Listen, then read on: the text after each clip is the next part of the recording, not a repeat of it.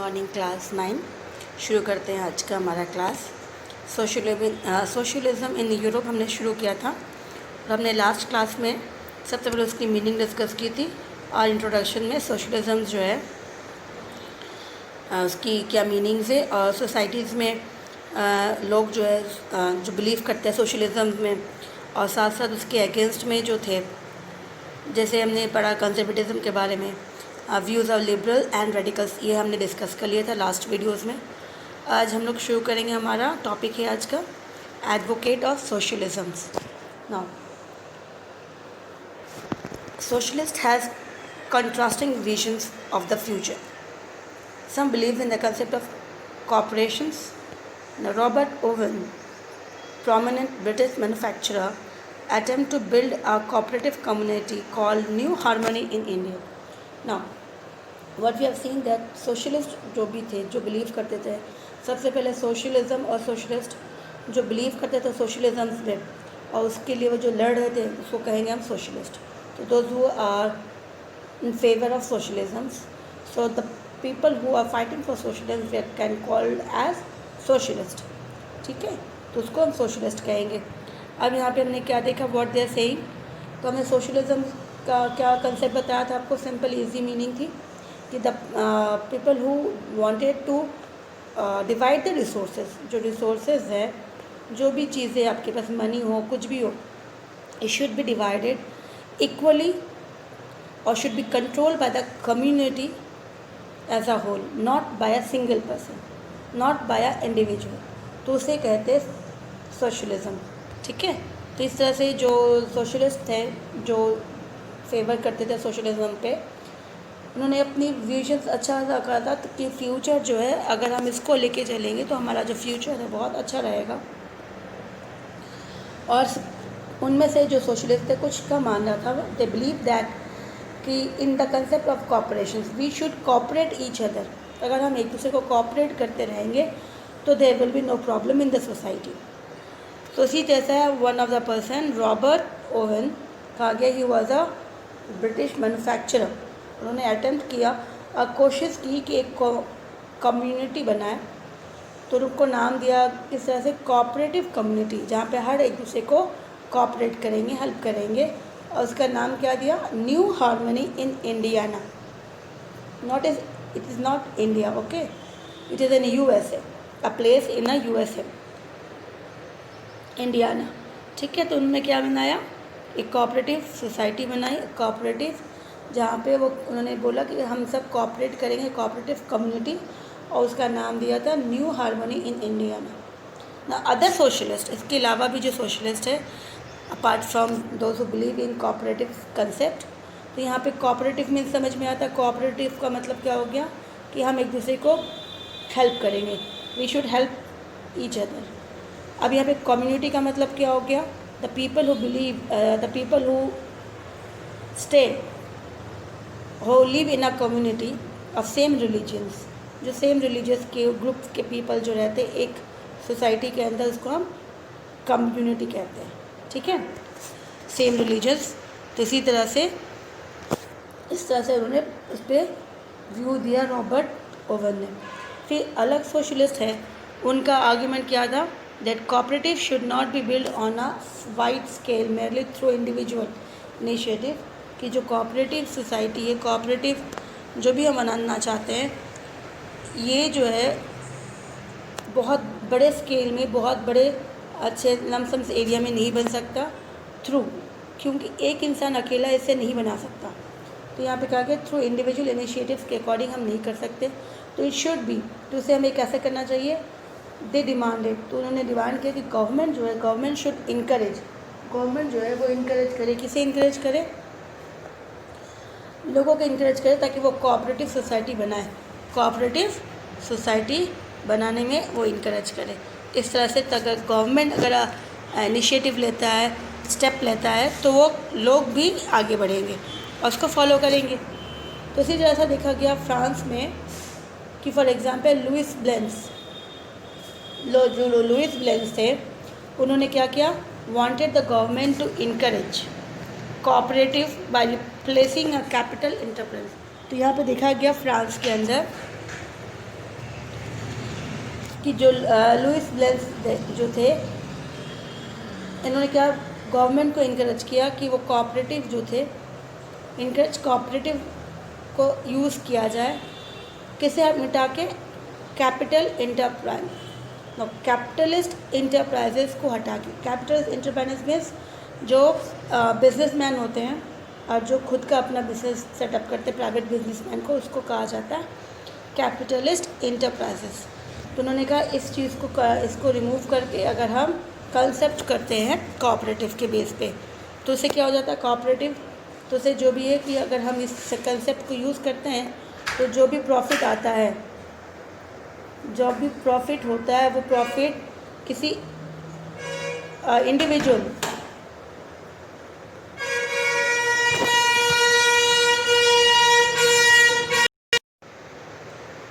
तो यहाँ पे इस तरह से उन्होंने जो बेस कंसेप्ट रखा कि कोऑपरेटिव हम शुरू कर दें और किसको रिमूव करें, कैपिटलिस्ट इंटरप्राइज को रिमूव कर दें।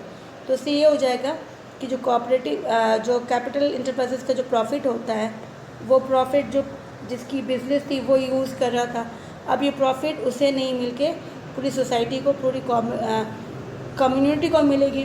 फ़ायदा सबको होगा, किसी एक को नहीं होगा। तो इससे क्या होता है कि there will be no rich and poor, जो डिविजन्स हैं, जितनी बड़ी डिविजन्स आ गई है सोसाइटी के अंदर, ये नहीं होगी। इसी तरह से उन्होंने शुरुआत की।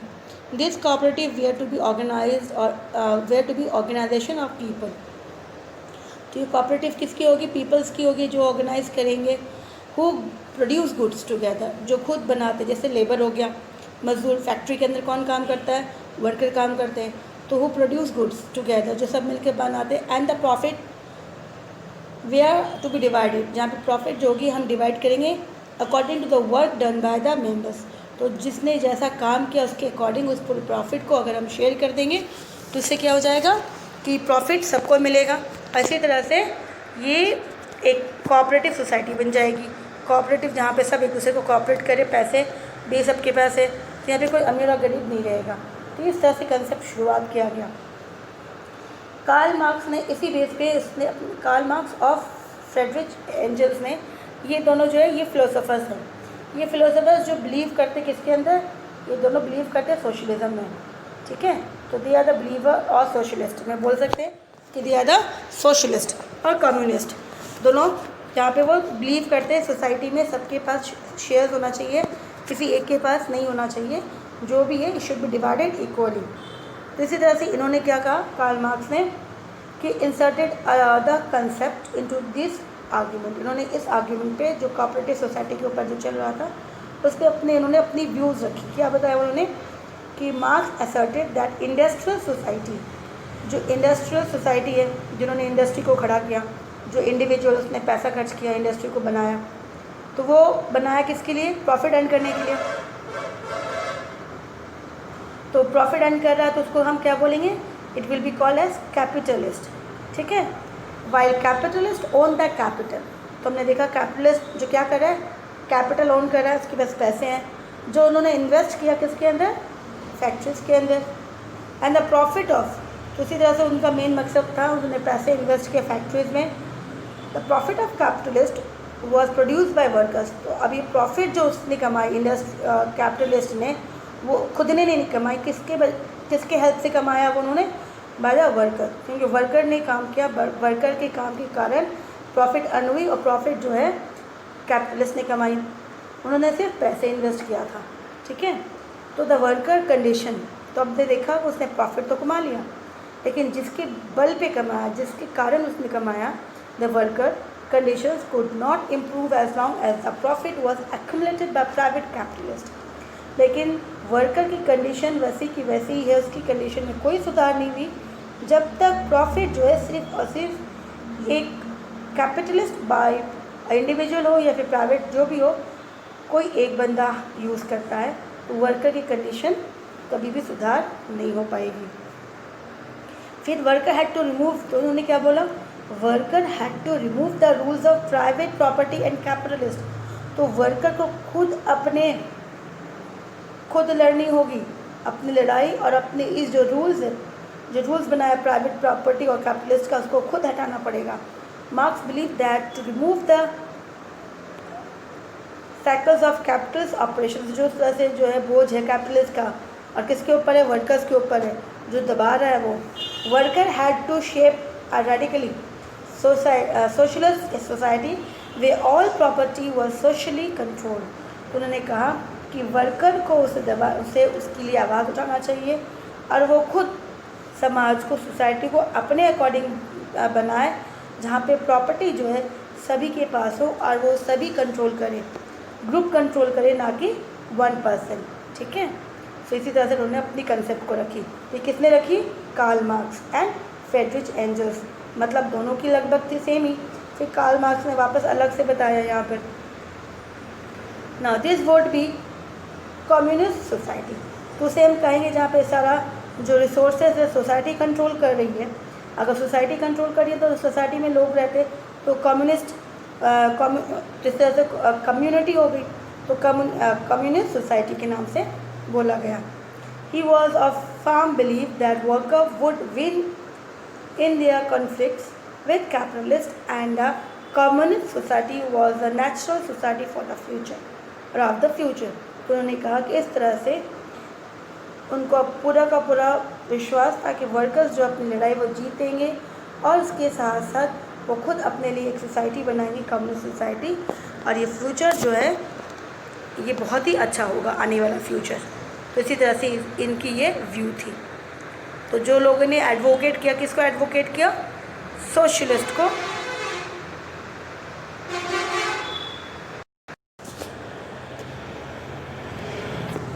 ना role of industrialization in social changes, कि अब इंडस्ट्री का क्या रोल था सोसाइटी में, जो चेंजेस आ रही थी उसमें सोसाइटी के चेंजेस के अंदर इंडस्ट्री ने अपना रोल क्या प्ले किया। दिस पॉलिटिकल टेंडेंसी वे are harbingers of a new era, जो पॉलिटिकल चेंजेस जो आ रही थी, जो लोग डिमांड कर रहे थे कि society should be controlled bye a community, और जहाँ पे सोशल उसने क्या बताया, the resource should be controlled by the community members. उसी तरह से उन्होंने किस तरह से कहाँ लेके जाई थी, एक नई दिशा में, एक नया एज में। तो द पॉलिटिकल टेंडेंसी जो थे वो हार्बिंजर्स कर रहा था, कहाँ एक नया रास्ता दिखा रहे थे उनको एक नए एज में। तो it was a period of, तो जहाँ पे देखा गया it was a period of total comprehensive social economic changes, जहाँ पे देखा जाएगा कि समाज पूरी तरह से बदल जाएगा, इकोनॉमिक चेंजेस हो जाएगा। अगर इस तरह से अगर शुरुआत होती है तो बहुत अच्छा चेंजेस आएगा, सोसाइटी के लिए बहुत अच्छा रहेगा। It was a time when new urban emerged and new industrial regions developed, the railway developed and the industrial revolution अकर।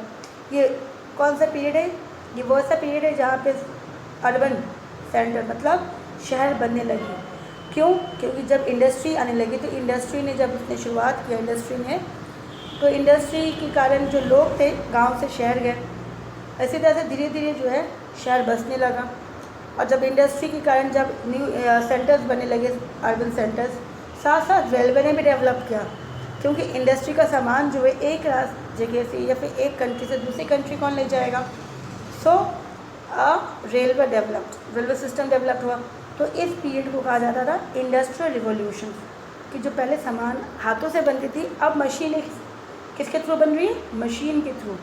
तो मशीन से जो बन रही है तो ये एरा हो गया, मशीन एरा, तो ये रिवॉल्यूशन हो गए। तो इसी तरह से इसका नाम दिया गया इंडस्ट्रियल रिवॉल्यूशन। ये शुरू हुई थी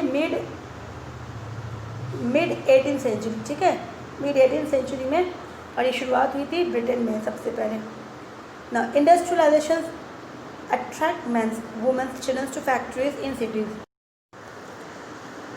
नाउ अब हमने जैसे कहा किस तरह से इंडस्ट्रियल रिवोल्यूशन अकर हुआ, तो यहाँ पे अब हमने देखा कि जब इंडस्ट्री शुरुआत हुई तो इंडस्ट्री एक नया मतलब एक नई चीज़ें हो गई। तो मैन वुमेन और चिल्ड्रन जो थे उसमें अट्रैक्ट कि हमें इस पर काम करना है, इसमें इसी इंडस्ट्री में काम मिले। तो फिर देखा गया कि वर्क आवर्स जो था वो बहुत ज़्यादा बढ़ने लगा इंडस्ट्रीज़ के अंदर। वे ऑफन गुड्स ड्रॉप्स, तो कहा गया कि work hours here were often long and wages were low, कि बहुत लंबा 12 आवर्स से भी ज़्यादा समटाइम्स। तो जैसे आज हमें पता है कि 6 आवर्स to 8 आवर्स में मैक्सिमम, इससे ज़्यादा नहीं होता है, 6 to 8, 6 से 8 आवर्स, 8 आवर्स इज़ मैक्सिमम, इससे ज़्यादा नहीं होता है, ठीक है। तो यहाँ पर उस समय जो था 12 आवर्स, 12 घंटे तक लोग काम करते और उसके बाद काम करने के बाद भी उनका जो पेमेंट होता था, जो वेजेस होता था, वो बहुत ही लो होता था, बहुत ही कम। तो इस तरह से जो कंडीशन थी वो बहुत बुरी थी। अनएम्प्लॉयमेंट वॉज कॉमन और लोगों को पूरे काम मिलता भी नहीं था, क्योंकि पहले जो थे लोग हाथों से काम करते थे तो सबको काम मिल जाता था। लेकिन अब मशीन आ गई है, तो मशीनों ने क्या किया कि एक मशीन लगा दिया तो 100 to 200 पीपल्स को निकाल दिया गया कि वो एक मशीन काम कर सकता है। तो इसी तरह से उसी समय अनएम्प्लॉयमेंट भी बहुत ज़्यादा हो गई, बेरोज़गारी, specially when the demand of industrial goods drops. और उसी समय जब इंडस्ट्रियल सामान का डिमांड धीरे धीरे कम होने लगा तो लोगों ने सोचा कि अब जब डिमांड ही नहीं तो फिर नए वर्कर्स को रखना नहीं है। तो इसी तरह से अनएम्प्लॉयमेंट बहुत ज़्यादा होने लगी। साथ साथ जो शहरों में घर बनना शुरू हुआ, हाउसिंग, सैनिटेशन, अब उसकी घर की जो हाउसिंग,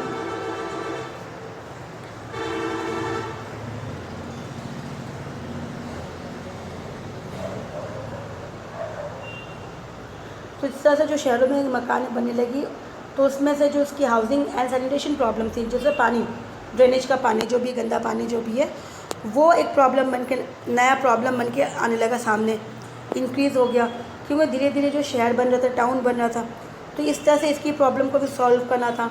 तो सबसे पहले लोगों को रहने के लिए जगह चाहिए और सैनिटेशन का प्रॉब्लम जो हो रहा है वो भी, साफ़ सफाई बहुत ज़रूरी है। तो इसी तरह से लिबरल और रेडिकल्स जो थे, तो हमने पहले डिस्कस किया था लिबरल किसे कहते हैं। लिबरल फ्री माइंड, जो सबके लिए फ्रीडम, एक फ्री जो ये कंसेप्ट लेके चलते, थॉट लेके चलते कि एवरी इंडिविजुअल को,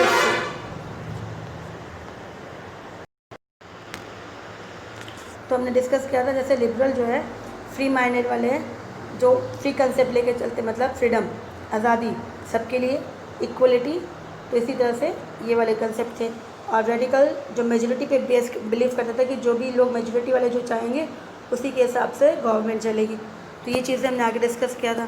तो अब ये दो चैनल, रेडिकल्स और लिबरल के लिए एक नया चैलेंज हो गया कि इसकी प्रॉब्लम्स कैसे सॉर्ट आउट करा जाए, हाउसिंग की और सैनिटेशन की, कि जो लोग शहरों में रहने लग रहे हैं, जो वर्कर्स हैं, तो इस तरह से गंदगी में कैसे रहेंगे। Along all the industrial property was owned by individualist.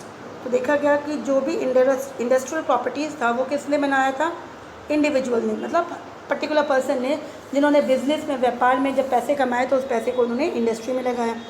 इसी तरह से उन्होंने अपनी इंडस्ट्री शुरू कर दी। Liberal and radical themselves were often property owner and employer.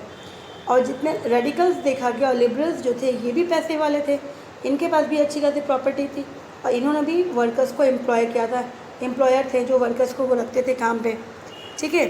So they made their wealth through trades. तो इन लोगों ने, लिबरल और रेडिकल ने पैसे कैसे बनाए, तो कहा गया इन लोगों ने भी अपनी वेल्थ बनाई ट्रेड और इंडस्ट्रीज़ के थ्रू। इन्होंने भी ट्रेड किया, बिजनेस किया, इंडस्ट्री में लगाया और पैसे कमाए। So they realise that such effort should be encourage. तो ऐसे सभी लोग अगर करें, थोड़ा बहुत पैसे कमाते और उसको फिर इन्वेस्ट करते कहीं में, there is a benefit should be obtained if the worker in the economy was healthy and citizen was educated। तो साथ ही उन्होंने कहा कि अगर हम इनकरेज करते हैं कि जो भी हमें वर्कर से काम लेना है तो वर्कर्स को सबसे पहले एक तो पेमेंट अच्छी होनी चाहिए और वर्कर्स की हेल्थ अच्छी होनी चाहिए। ज़रूरी है कि वो हेल्दी रहेगा तो अच्छा काम करेगा। और दूसरी बात, एजुकेटेड बहुत ज़रूरी है, लोगों को पढ़ा लिखना होना बहुत ज़रूरी है, तभी जाके वो अपने बारे में अच्छा बुरा समझ सकता है। तो इस तरह से उन्होंने कहा कि हमें इन सब चीज़ों के ऊपर,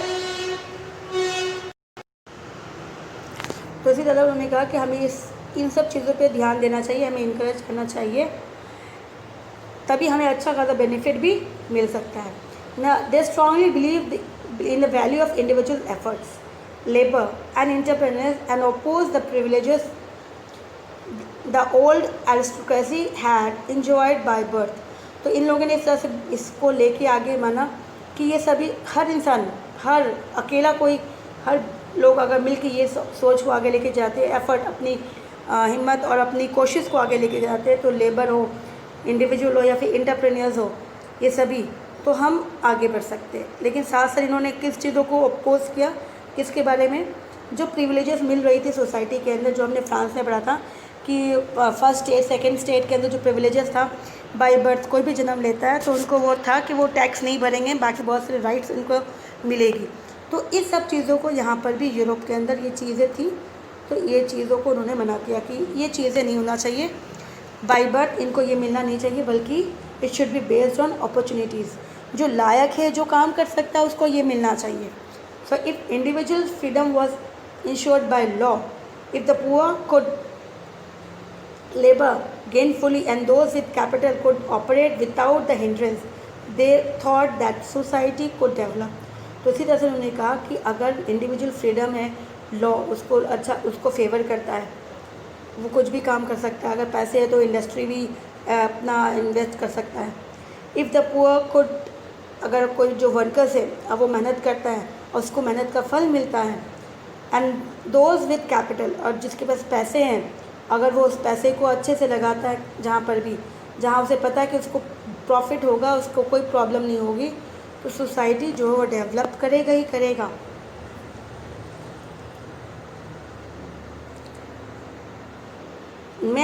Many employed men and women who wanted changes in the world actively supported the liberal and radical groups and parties in the early 19th centuries। तो इसी तरह से बहुत लोगों को इनकी कंसेप्ट बहुत अच्छी लगी, और उसमें से मैन वुमेन जो थे वो सारे ने सोचा कि हाँ हमें अपने वर्ल्ड को, अपने समाज को पूरा चेंज करना है, और इन्होंने रेडिकल्स जो थे और लिबरल जो थे इनको उन्होंने सपोर्ट किया। That was in the early 19th centuries में।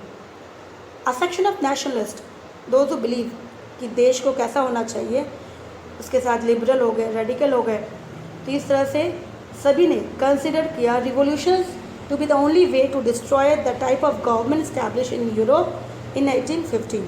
सभी ने यही सोचा, सभी का डिमांड यही था कि हम सब एक ऐसा देश चाहते हैं, रिवोल्यूशन मतलब चेंजेस लाना चाहते हैं, जो समाज में सबके लिए कुछ अच्छा करे।